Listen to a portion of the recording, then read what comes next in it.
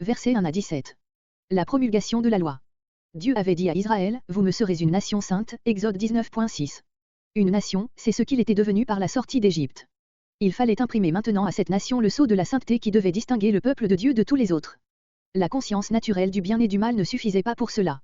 La voix de ce témoin intérieur était affaiblie en Israël, comme chez les autres peuples, par les instincts charnels et les tendances polythéistes, elle n'avait plus l'autorité nécessaire pour réprimer les manifestations de la corruption héréditaire.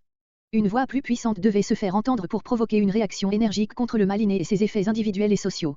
C'était là la condition à laquelle pouvait se fonder et se maintenir l'alliance entre le peuple et son Dieu. Dieu fait donc entendre sa propre voix et après avoir rappelé à Israël ce qu'il a fait pour lui, il lui révèle en traits distincts et précis ce que son bienfaiteur céleste attend de lui. Sans doute cette loi peut paraître moralement défectueuse. Plusieurs des commandements du décalogue, pris à la lettre, ne s'appliqueraient qu'à la conduite extérieure de l'homme et sembleraient ne tenir aucun compte de la lutte nécessaire contre le mal caché dans les profondeurs du cœur. Mais la pensée de Dieu, si puissamment évoquée dans les 2 premiers commandements et la condamnation expresse de la convoitise dans le 10e devait rappeler à tout Israélite que la vraie sainteté ne consiste pas à s'abstenir des actes extérieurs interdits dans quelques-uns des commandements, mais surtout à purifier le cœur des sentiments qui conduisent inévitablement à leur violation. Le récit parle proprement, non de 10 commandements, mais de 10 paroles, Exode 34.28, Deutéronome 4.13, Deutéronome 10.4. Cette expression est plus exacte, puisque dans le décalogue se trouvent des paroles qui ne sont pas des commandements, le verset 2, par exemple. Il n'y a donc pas de doute à l'égard du nombre 10, mais il s'est élevé des avis différents sur la manière de diviser ces 10 paroles. Les églises grecques et réformées réunissent le préambule, renfermé dans le verset 2, avec la défense d'adorer d'autres dieux, au verset 3, ce serait là le premier commandement, dont elles distinguent la défense d'adorer Dieu sous des images, dans les versets 4 à 6, comme second commandement. Elles envisagent comme un seul les 2 paroles commençant par « tu ne convoiteras point », qui forment ainsi le 10e commandement. L'ancienne paraphrase chaldéique, les rabbins juifs du Moyen-Âge et probablement déjà le Pentateuque samaritain agissaient de même à l'égard du 10e commandement, mais ils donnaient à l'allocution du verset 2 la valeur d'un commandement à part, puis réunissaient en un seul les 2 défenses d'adorer d'autres dieux que Jéhovah et de l'adorer lui-même en le représentant sous des images, versets 3 à 6. Enfin les églises romaines et luthériennes, à l'exemple de saint Augustin, réunissent l'allocution du verset 2 et les 2 défenses qui suivent, versets 3 à 6, en un seul commandement et pour retrouver le nombre 10 divise le verset 17, d'après les 2, tu ne convoiteras point, en 2 commandements distincts, le 9e et le 10e. Le but de cette dernière répartition des 10 paroles a été d'obtenir, d'un côté, le nombre 3, qui est censé rappeler la Trinité, pour les commandements qui se rapportent à Dieu, et, de l'autre, le nombre 7, rappelant la totalité, pour les commandements qui se rapportent aux hommes. Mais cette division en 2 du commandement qui se rapporte à la convoitise, est très peu naturelle et la réunion de la défense du verset 3 et de celle des versets 4 à 6 en un seul commandement est contraire à de nombreux passages, qui prouvent que la défense d'adorer un autre Dieu que l'Éternel ne se rapporte point au même péché que celle de l'adorer sous des images. C'est ce que fait voir l'histoire du veau d'or, qui n'était point destiné à représenter un autre Dieu que Jéhovah, Exode 32.5, par ce culte Israël transgressait la défense des versets 4 à 6, non celle du verset 3, comparez également Juge 8.27 et surtout 1 Roi 12.28, 1 Roi 15.30 et ailleurs, où le péché de Jéroboam, les veaux d'or, est expressément distingué du péché d'Achabé et de Jézabel, Béel et Astarté. Cette considération exclut également le second mode de répartition que nous avons exposé, celui des écoles juives. Nous nous rattachons par conséquent sans hésiter au premier. D'après celui-ci, la première partie du décalogue contient, après une courte introduction, verset 2, 5 commandements qui rappellent le respect dû à Dieu et à tout ce qui lui appartient, sa personne, son culte, son nom, son jour, enfin ses représentants, les parents. Sans doute le 5e commandement pourrait être rattaché aussi à la seconde partie du décalogue, qui renferme les devoirs résultant du respect dû aux hommes. Cependant il est évident que les parents sont à l'égard de leurs enfants autre chose que des égaux, de simples prochains. Mais si les autres hommes ne sont pas auprès de nous les représentants de Dieu dans le sens où le sont nos parents, ils portent néanmoins l'image de Dieu, et, comme tels, ils ont droit aussi avec tout ce qui leur appartient à notre respect. C'est ce que développe la seconde partie du décalogue, respect pour la vie du prochain, pour son foyer domestique, pour ses propriétés et pour sa réputation. Enfin le 10e commandement montre que ce respect doit régler non seulement la conduite extérieure, mais encore les sentiments du cœur. Cette 10e parole renferme pour ainsi dire la transition de la loi à l'évangile, car l'expérience prouvera à Israël que la convoitise ne peut être extirpée que par l'esprit, régénérateur dont la communication est réservée à une alliance supérieure. La vie d'un peuple comprend 3 domaines principaux, la vie religieuse avec le culte qui en est la manifestation, la vie de famille et la vie sociale. Le décalogue règle, sommairement la vie israélite sous ces 3 rapports. La vie religieuse et le culte dans les 4 premiers commandements. La vie de famille dans le 5e. La vie sociale dans les 5 derniers. Ainsi, partant du principe le plus élevé, Dieu, le décalogue descend à travers ces 3 sphères jusqu'au point le plus profond et le plus personnel, le péché à détruire dans le cœur de chaque individu.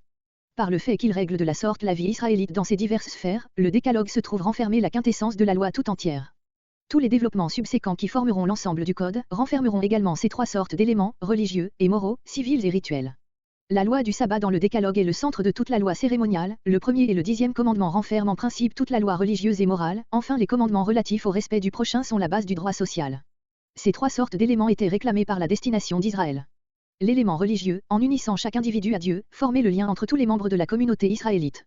Les lois rituelles séparaient profondément ce peuple de tous les autres. L'élément civil en faisait un peuple civilisé, marchant de pair avec tous les autres. C'était donc bien là les conditions de l'éducation d'un peuple qui, tout en étant le peuple particulier de Dieu, grandissait en vue d'une mission universelle. Il est difficile de savoir comment ces 10 paroles étaient réparties entre les 2 tables de pierre sur lesquelles elles furent gravées, car il y a une si grande disproportion entre la longueur des 5 premiers commandements et celle des 5 derniers que l'on ne peut se représenter ceux-là gravés sur une table, ceux-ci sur l'autre. On a supposé que les 5 premiers sous leur forme primitive n'étaient pas plus longs que les 5 derniers, les considérants et les développements qu'ils renferment aujourd'hui ne seraient ainsi que des adjonctions postérieures. Mais on ne saurait comprendre quel homme aurait eu plus tard assez d'autorité pour imposer au peuple et faire recevoir de lui comme divine de semblables amplifications. Il est plus simple de penser que la première table renfermait seulement nos 3 premiers commandements et la seconde les 7 derniers, depuis celui du sabbat, ce qui donne 2 parties d'étendue à peu près égales. Nous trouvons dans le Deutéronome chapitre 5, une répétition du décalogue. Elle présente plusieurs changements dont 2 surtout sont importants, le repos à accorder aux serviteurs et aux animaux domestiques, le jour du sabbat, est motivé par le souvenir que doit garder le peuple de son affranchissement du dur travail auquel il était assujetti en Égypte.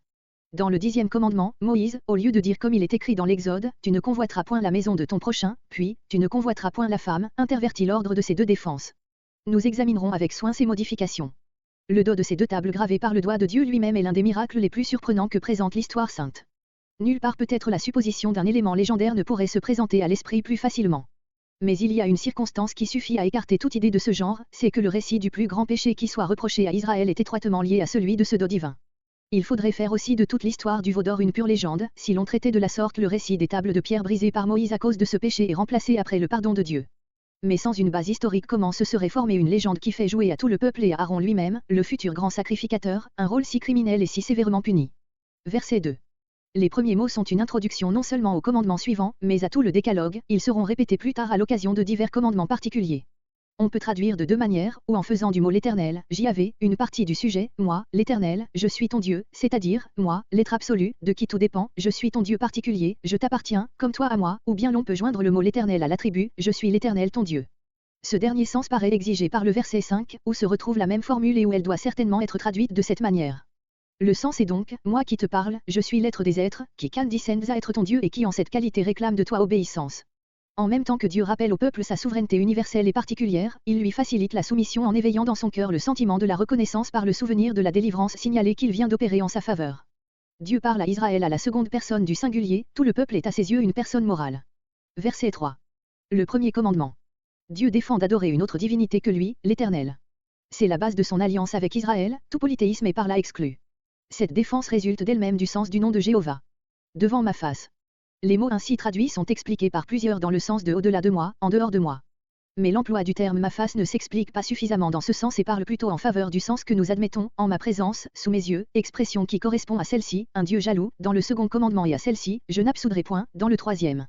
L'être infini discerne tout acte de l'homme, même intérieur et entend toute parole sortant de sa bouche. C'est là ce qu'implique le nom de JAV. On a supposé que Dieu voulait seulement défendre à Israël d'adorer un autre Dieu que lui sous ses yeux, c'est-à-dire dans sa propre demeure, le tabernacle. Mais cette interprétation si étroite est exclue par les 2 parallèles cités, qui supposent l'omniprésence et l'omniscience de celui qui parle et par la nature même de celui qui s'appelle JAV. Verset 4. Le second commandement. Ce que Dieu interdit ici, ce n'est plus seulement de faire une place à une autre divinité à côté de lui, c'est de l'adorer lui-même sous une forme indigne de lui. La défense précédente maintenait l'unité de Dieu, celle-ci sauvegarde sa parfaite spiritualité. Comme nous l'avons vu, Achabé et Manassé péchaient contre le premier commandement en introduisant le culte de Béel et d'Astarté, Israël et plus tard Jéroboam, contre le second, en figurant Dieu sous la forme du veau d'or. Il y avait chez les peuples anciens une tendance presque irrésistible à représenter la divinité qu'il adorait sous une forme matérielle et en conséquence aussi à restreindre son culte à certaines localités. Dieu élève la pensée de son peuple à la hauteur de sa propre nature qui ne peut être enfermée dans aucune forme et limitée à aucun espace. Comparez Ésaïe 40.18, à qui comparez-vous Dieu et quelle image ferez-vous de lui? Le passage Deutéronome 4.15 motive cette défense par la manière même en laquelle la loi a été donnée, car vous ne vîtes aucune ressemblance, au jour que l'Éternel, votre Dieu, vous parla en Horeb. On a cru parfois que Dieu défendait ici non seulement toute représentation de sa personne comme objet d'adoration, mais en général la confection d'une image quelconque, taillée ou dessinée. Mais Dieu lui-même a voulu qu'on plaçât des chérubins taillés et brodés dans le tabernacle et il a ordonné de fabriquer le serpent d'airain. Ce qui suit au verset 5, et tu ne te prosterneras point devant elle, montre suffisamment quel est le sens de ces mots, tu ne te feras point d'image taillée. Dans les cieux, les oiseaux et les astres, sur la terre, hommes, animaux ou plantes, sous la terre, les animaux qui vivent dans les eaux. Un Dieu jaloux. La jalousie divine est un attribut de son amour. Si Dieu ne veut pas que l'on porte sur un autre l'adoration qui lui appartient à lui seul, c'est que cet acte serait le commencement de la dégradation et de la corruption de celui-là même qui s'y livrerait, comparé Romains 1.21-32. Les crimes des pères sur les fils.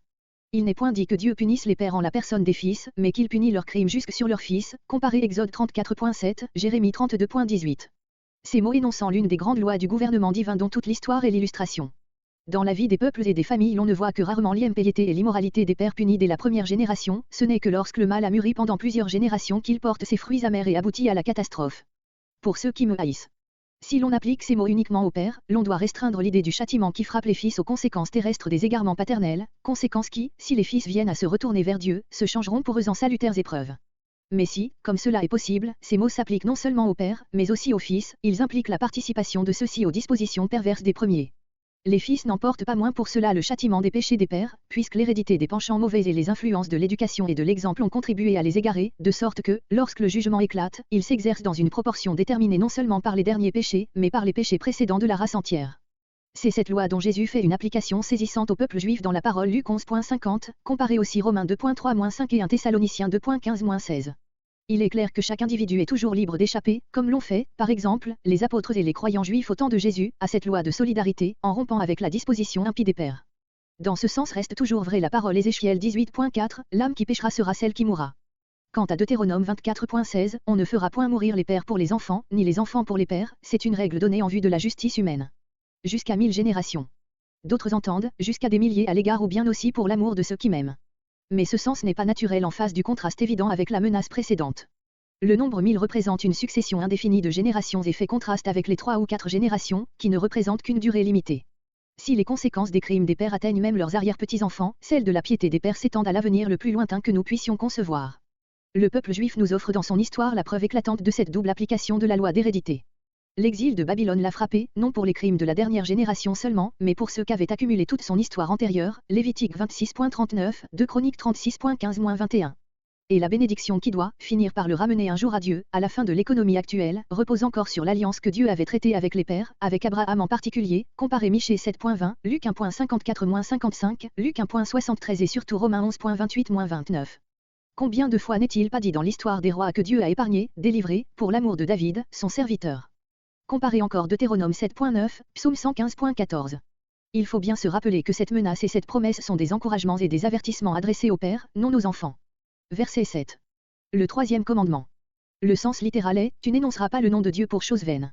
L'expression « le nom de Dieu » renferme pour le peuple tout ce que Dieu lui a révélé de lui-même et pour chaque individu tout ce qu'il s'est approprié de cette révélation.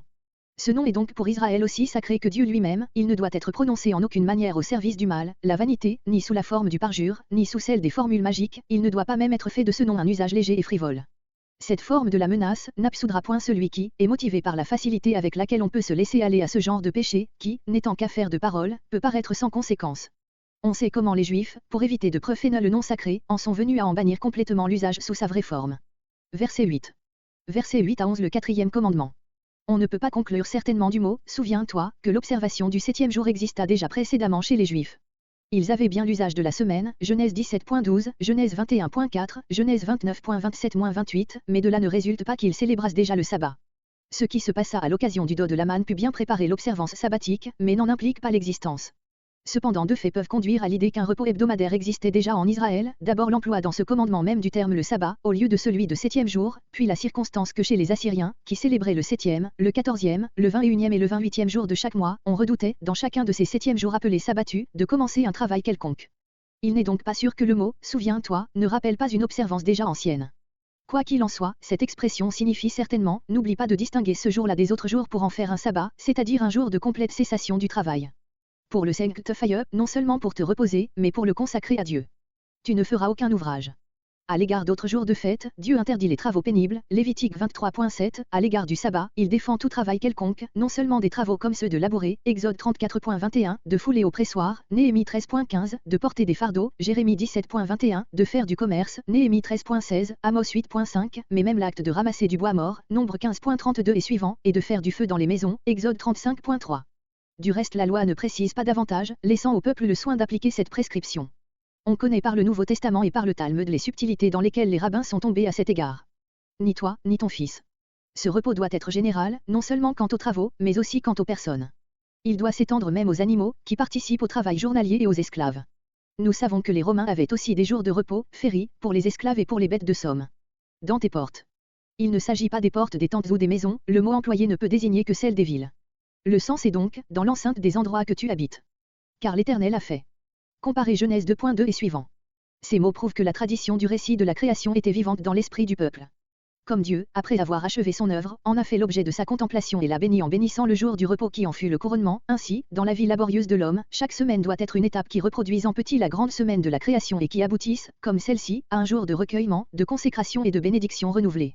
Dans la parole Deutéronome 5.14-15, Moïse donne à ce commandement un autre considérant, afin que ton serviteur et ta servante se reposent comme toi et que tu te souviennes que tu as aussi été esclave au pays d'Égypte et que l'Éternel ton Dieu t'en a fait sortir.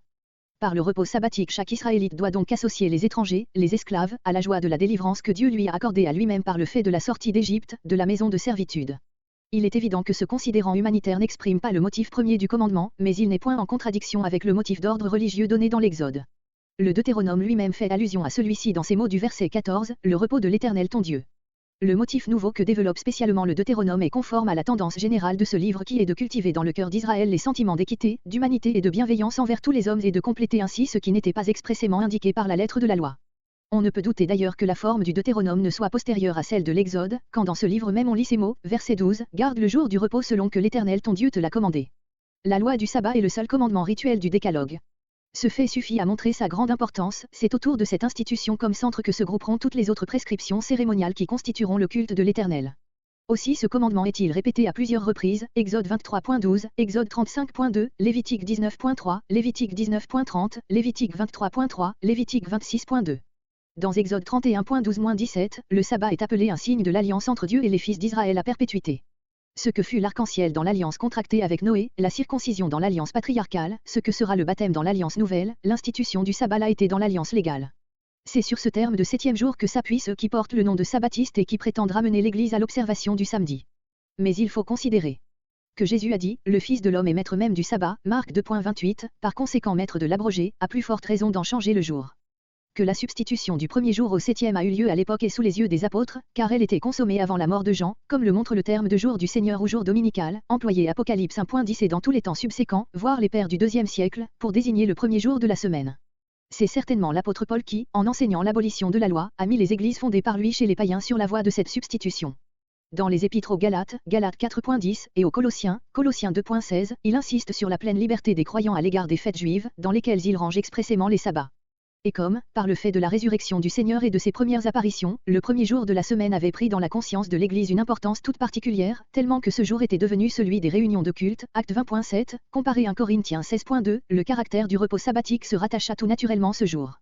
L'obligation du repos hebdomadaire ne repose donc plus pour nous sur le 4e commandement qui, ainsi que tout ce qui est spécialement juif dans la loi, a été aboli par la venue du Messie, Romains 10.4, mais sur l'institution divine rapportée Genèse 2.3 et confirmée par Marc 2.27, le sabbat a été fait pour l'homme, pour tout homme donc et non pour le juif seulement. Mais de même que le 7e jour était le monument de la création achevée, le premier y a été substitué comme mémorial de la nouvelle création inaugurée par la résurrection de Jésus-Christ. L'un était le repos après le travail achevé, l'autre est le repos en Dieu préparant l'accomplissement de la tâche nouvelle. Si l'Église avait besoin d'un texte exprès pour autoriser ce changement, elle le trouverait dans la parole de Jérémie 31.34 et suivant, où il annonce une alliance nouvelle qui, à la loi de Sinaï gravée sur les tables de pierre, substituera la loi écrite par le Saint-Esprit dans les cœurs des pécheurs pardonnés. Verset 12. Le 5e commandement. Honore. Ce terme attribue aux parents une position de supériorité analogue à celle de Dieu, il comprend de plus que l'amour qui n'a pas besoin d'être spécialement mentionné, le respect, ainsi que les égards et les soins qui en découlent, comparé Exode 21.17, Lévitique 20.9, le cas décrit Deutéronome 21.18 et suivant nous montre la peine de mort attachée à la violation de ce commandement. Afin que tes jours. Les expressions ton père, ta mère, n'empêchent pas que, de même que les autres commandements, celui-ci ne soit adressé à Israël comme personne morale unique et que, par conséquent, cette promesse ne s'applique au peuple dans son ensemble, Dieu lui promet que, si ce commandement est observé chez lui, il sera maintenu et prospérera dans la terre de Canaan, que son Dieu va lui donner. Le respect filial est l'une des conditions essentielles de la stabilité des nations. L'Écriture montre parfois cette loi appliquée aussi aux familles et même aux individus, comparez Jérémie 35.18-19 et Proverbe 3.12. Verset 13. Le 6e commandement. Le bien le plus précieux pour l'homme, celui de la possession duquel dépend la jouissance de tous les autres, c'est la vie. Les psalmistes l'appellent quelquefois « mon unique ». Le meurtre était déjà condamné dans le récit d'Abel et de Caïn et dans la révélation de Dieu à Noé Genèse 9.6. Éteindre une lumière que Dieu a allumée, c'est un crime contre Dieu lui-même. Il n'est parlé ici que du meurtre accompli avec intention. Voir ce qui concerne le meurtre par accident nombre 35.22 et suivant. Verset 14. Le 7e commandement. Après la vie, le bien le plus précieux de l'homme est son foyer domestique et sa femme qui en est le centre, Proverbe 12.4, Proverbe 31.10. L'adultère est à la vie de famille ce que le meurtre est à la vie individuelle. Aussi la loi y attache-t-elle la peine de mort, comme au meurtre, Lévitique 20.10, Deutéronome 22.22-24. Verset 15. Le 8e commandement. La vie de famille repose sur la propriété, attaquer celle-ci, c'est porter atteinte à celle-là. Les adversaires de l'une deviennent ordinairement ceux de l'autre. Il est clair que ce commandement exclut non pas seulement le vol à main armée, mais toute espèce d'acte par lequel nous portons injustement atteinte à la propriété du prochain. Verset 16. Le 9e commandement. La bonne réputation vaut mieux que la richesse, est-il dit, Proverbe 22.4. Enlever à un homme son honneur, est chose pire encore que de le dépouiller de son avoir. Les termes du commandement se rapportent proprement aux faux témoignages rendus devant les juges, mais ils n'excluent pas l'application plus générale à toute déclaration qui peut nuire à la bonne réputation du prochain, comparez Exode 23.1. Ces 4 derniers commandements caractérisent le péché par ses manifestations extérieures les plus grossières. On comprendra pourquoi si l'on se rappelle que le décalogue devait être la base non seulement de la vie religieuse et morale, mais de la vie sociale et de la législation d'Israël. Cependant, pour que le caractère très extérieur de ces commandements ne porte pas atteinte à l'appréciation vraiment morale du péché, le décalogue se termine par une parole qui poursuit le mal jusqu'à sa racine, dans les dernières profondeurs de l'âme. La convoitise, le désir d'avoir et de jouir, est le principe de la violation de tous les commandements précédents, elle a été celui du péché lui-même compris comme violation de la loi, Genèse 3, parce qu'elle est elle-même péché, révolte contre la volonté divine. Verset 17. Le 10e commandement. Les législateurs humains ont dit, tu ne tueras point, tu ne déroberas point. Mais aucun n'a dit, ni n'a pu dire, tu ne convoiteras point. La loi de Dieu seule peut parler ainsi. Dans l'énumération des objets de la convoitise, la maison est placée en tête et nommée à part. C'est que, dans l'intuition tout à fait antique, ce mot comprend tout ce qui appartient à l'homme, même sa femme et ses enfants. Les termes suivants ne sont donc que l'énumération de toutes les choses contenues dans le premier. Dans le Deutéronome, chapitre 5 où les commandements sont reproduits avec une grande liberté et à un point de vue plutôt humain que strictement légal, c'est la femme qui, au verset 21, est mise en tête, soit en tant que bien principal, soit parce que c'est celui qui devient l'objet de la convoitise la plus grave et la plus coupable. Le terme de maison employé là est pris dans un sens un peu plus restreint que dans l'Exode. Verset 18. Verset 20.18 à chapitre 23 loi complémentaire de la loi fondamentale. Verset 18 à 26 conclusion de la promulgation du décalogue. Dans ce passage est décrite d'abord l'impression produite sur le peuple par la voix de l'Éternel, versets 18 à 21, puis Dieu insiste encore une fois par la bouche de Moïse sur le point fondamental de la loi qu'il vient de proclamer, la relation d'Israël avec lui, et, préalablement à la construction du tabernacle et à l'organisation définitive du culte, il lui donne quelques directions pour que le culte qui doit lui être rendu dès ce moment ne se transforme pas en une offense à sa sainteté. Versets 22 à 26. Tout le peuple voyait, la crainte qu'il éprouvait provenait de ce sentiment, profondément gravé dans le cœur des anciens Hébreux, que nul ne peut voir Dieu et vivre, c'est ce qui résulte des mots, de peur que nous ne mourions, verset 19. Sans doute, Dieu ne s'était pas montré à eux d'une manière visible, mais ils entendaient sa voix, ils sentaient qu'il était là, et cela suffisait pour les faire trembler de ne pouvoir subsister en sa présence, comparez Luc 5.8. Verset 20. Et Moïse dit au peuple. Dieu ne voit point avec déplaisir cette crainte profonde et respectueuse qui s'est emparée du peuple. C'est précisément pour produire ce sentiment qu'il s'est entouré en cette circonstance solennelle de toutes ces manifestations redoutables. La satisfaction divine s'exprime clairement dans les mots suivants, elle ressort également du récit de cette même scène de Deutéronome 5.25-33, particulièrement de ces mots, « Oh ! S'il avait toujours le même cœur pour me craindre et pour garder mes commandements » verset 29. L'Éternel agrée donc la demande du peuple, de ne plus communiquer directement avec lui, puisqu'en effet Israël n'est point encore apte à occuper une telle position, et dès ce moment, il ne lui parle plus que par l'intermédiaire de Moïse. Ne craignez point, car ce n'est point pour vous faire mourir que je suis venu. Pour vous mettre à l'épreuve, comparez Deutéronome 8.2. Dieu a voulu voir si la vraie crainte religieuse, qui est la base de l'obéissance, résulterait chez le peuple de cette grande manifestation, destinée à la lui inculquer, il est réjoui de voir que ce résultat soit obtenu. Verset 22. Vous avez vu vous-même. Dieu tire ici le résultat pratique de toute la scène qui vient de se passer. Dieu a parlé du haut du ciel, il est donc bien l'être tout-puissant, incomparablement grand, qui seul mérite l'adoration et toute image par laquelle on chercherait à le représenter serait un outrage à sa majesté. Verset 24. Le rejet de la main de l'homme pour représenter un tel Dieu s'étend jusqu'à la confection de l'autel sur lequel on lui présente les sacrifices et les offrandes. Un autel de terre, ou bien aussi, d'après verset 25, de pierres brutes sur lesquelles le fer n'a point passé, c'est-à-dire que les matériaux de l'autel doivent être employés à l'état de nature, afin d'être une représentation et comme un abrégé de cette portion de l'univers qu'habite l'adorateur. Dieu a parlé du haut du ciel où il habite, l'autel, au moyen duquel Israël l'honore, doit être le symbole de la terre même d'où monte le culte. Il n'y a pas dans cette prescription contradiction avec l'ordre de se servir d'airain et de bois dans la construction de l'autel d'Héra à la Coste, Exode 27.1, car l'autel lui-même devait être formé de terre ou de pierre non taillée, les matériaux travaillés à la main n'en étaient que le cadre. En quelque lieu que je fasse souvenir de mon nom. Ces mots ne doivent pas être rattachés grammaticalement à ce qui précède, car cet appendice rendrait la phrase lourde et traînante et la proposition suivante aurait quelque chose de brusque. Ces mots amènent et expliquent la promesse qui suit, partout où, si tu m'adores en ce lieu-là, je viendrai et bénirai. Dieu fait souvenir de son nom chaque fois qu'il ajoute une nouvelle révélation à celle qu'il a déjà donnée de sa personne. Le sens de la promesse est donc celui-ci, ce n'est pas seulement ici à Sinaï, la montagne de Dieu, que je m'approcherai de toi pour te bénir. C'est en tout lieu où, à la suite d'une manifestation de ma part, tu m'élèveras à un autel et m'offriras ton sacrifice et ton culte. Il est entièrement faux d'interpréter ces mots, comme on l'a fait, en disant, partout où l'on me consacrera un lieu de culte, comme si Dieu autorisait le peuple à lui ériger des autels partout où il le trouvera bon pourvu que ce soit à lui qu'il soit consacré. On oublie que le mot hébreu iskir, faire souvenir, aussi bien que la première personne, je, implique une manifestation de Dieu lui-même qui rendra saint l'endroit où elle aura eu lieu, Exode 3.5, et légitimera par là l'établissement d'un autel. C'est ainsi qu'à côté de l'autel d'Héra à la Costes, érigé dans le tabernacle, nous voyons, au temps des juges, Gédéon élever un autel et Manoah offrir un sacrifice, Juges 6 et 13, ainsi qu'autrefois Jacob à Bethel, Genèse 35.1, à la suite d'une manifestation divine. On a aussi entendu ces mots dans ce sens, partout où se fixera mon tabernacle, vous m'élèverez un pareil autel, et je vous bénirai là. Mais les termes du texte n'ont pas ce sens et il n'était point nécessaire de bâtir à chaque campement un nouvel autel. Pendant des siècles, on a usé en Israël et à bon droit, de cette autorisation expressément accordée ici d'établir un autel et d'offrir un sacrifice dans les endroits consacrés par une manifestation de l'Éternel. Il n'y a rien de commun entre cet usage et le culte des hauts lieux, toujours blâmé dans l'Écriture. Verset 26. Tu ne monteras point à mon autel. Ce qui peut signifier que l'autel devra être construit à niveau du sol, pour que l'officiant ne soit point obligé d'y monter, ou bien que, l'autel étant supposé érigé au-dessus du sol, l'officiant devra y monter par une rampe, non par des degrés. Le second sens est évidemment plus naturel, puisque la défense ne porte pas sur l'acte de monter, mais sur celui de monter par des degrés. Comparez d'ailleurs Lévitique 9.22.